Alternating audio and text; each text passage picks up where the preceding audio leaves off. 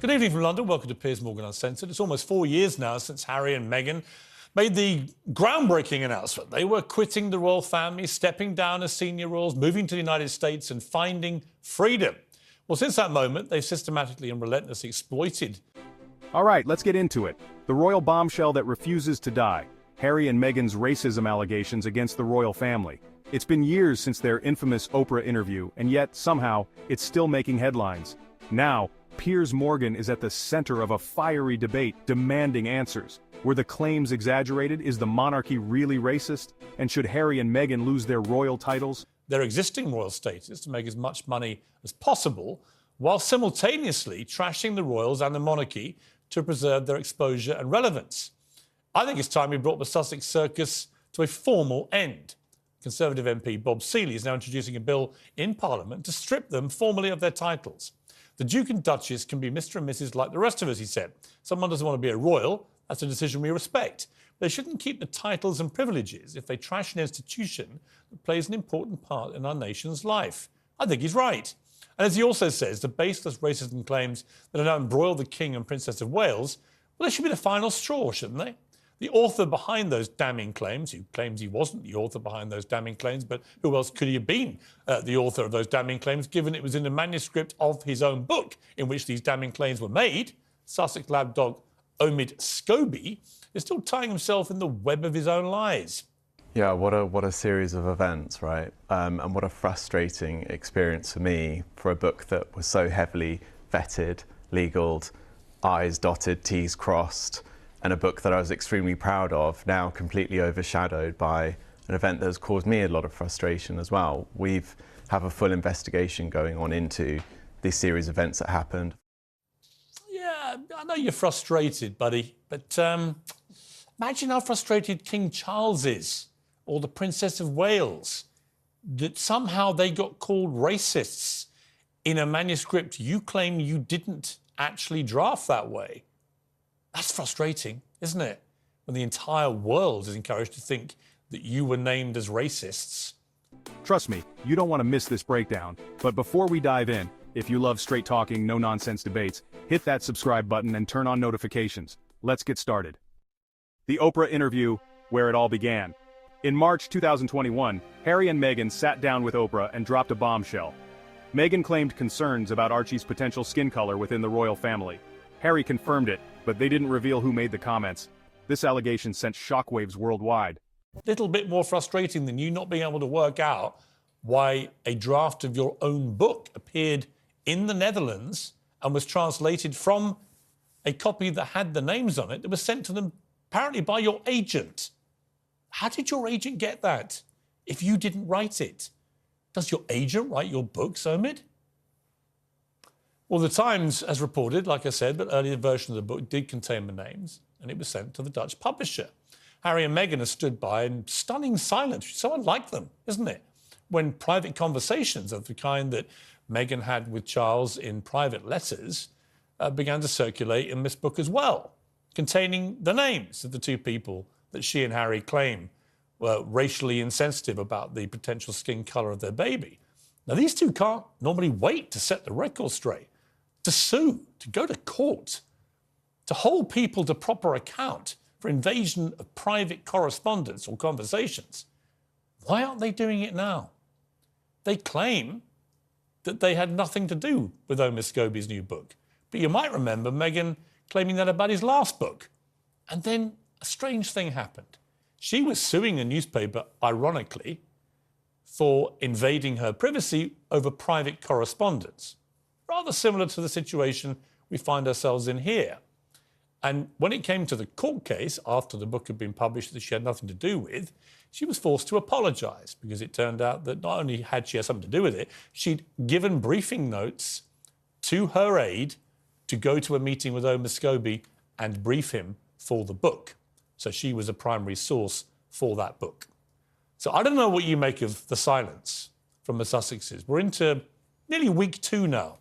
Are they deafening? The ominous silence. Why haven't Harry and Meghan spoken up? Fast forward to today. Omid Scobie's book names royals allegedly involved in the racism scandal. King Charles and Princess Kate were exposed in the Dutch edition.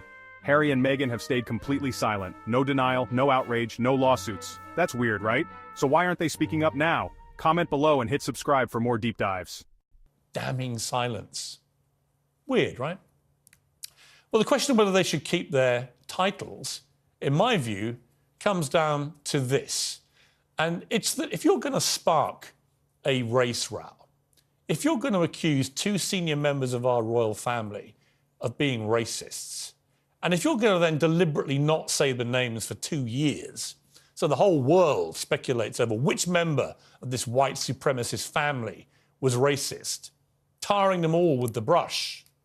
If you're going to do that, and then calmly, as Harry did at the start of this year, suddenly go, oh, we didn't mean to say they were racist. No, this was unconscious bias. That thing when someone isn't racist, but someone says they were thinking it. It was that. But we all know what we heard on Oprah. And in my view, they made their racial charge bed, and they now should lie in it. And you can't accuse the king of this country or the wife of our future king of this country of being racist. And in my opinion, keep the royal titles that you've been so cynically fleecing for the last 4 years. Or maybe you can. Let's have a debate about this. Journalist Rachel Johnson, Talk TV contributor Paula Rowan-Adrian, associate editor at The Mirror, Kevin Maguire, and the author and historian Sir Anthony Selden. So a fantastically high-powered panel tonight. Sir Anthony, let me start with you. Purely kind of constitutionally, historically, is it even possible to wrestle the titles away from them? Well, I'm sure it is, Piers. The question is it all worth it? And is it going to be what they want because it just makes them more out to be victims of these hateful, exploitative people in Buckingham Palace? Wouldn't it just be better just to let them be forgotten and not to react? Because by reacting, by doing this, the Bob Seeley idea... Should Harry and Meghan lose their titles? Should they keep their royal titles? Conservative MP Bob Seeley thinks not. He's introduced a bill to strip their Duke and Duchess status, arguing they shouldn't profit from accusing the monarchy of racism.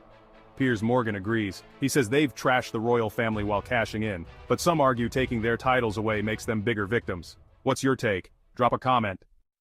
I think it just makes them into victims, gives them even more publicity. There they are over all the world's headlines again as people, there must be some truth surely in what they're both saying. And I think that is not the right way to handle it. They're both clearly two very, very damaged people. They need help. I don't think they need stripping their royal titles. See, I would question that. I would say they're very damaging people. I'm not saying they haven't been through damage. They're that too, Piers. But I think they've set out to be deliberately damaging to the royal family and the monarchy. They've taken hundreds of millions of dollars to do it. It is unprecedented in history for two renegade royals to go off and enrich themselves, making money out of targeting the royal family, isn't it? We've never seen this before. It's not almost unprecedented, Piers. It is unprecedented for two members of the royal family deliberately to set out to hurt, harm, belittle, besmirch the monarch and the wife of the heir to the throne. That's unprecedented. Of course it's damaging, but of course the damaging action comes out of damaged people. The question is, I think, just what's the best way to do it? And I think myself, the best way to deal with it is not to give them the oxygen of even more entitlement to the claim of being victims. OK, Rachel Johnson, your view.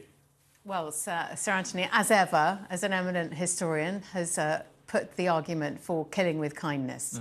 And don't give the grifters any more grist to the mill. But the grifters make most of their money because they have royal titles. Of course the American business model collapses if they're just plain Harry and Meghan. Not immediately, but it would over time. If they can't slap all over all their correspondence that they're the Duke and Duchess, it disappears.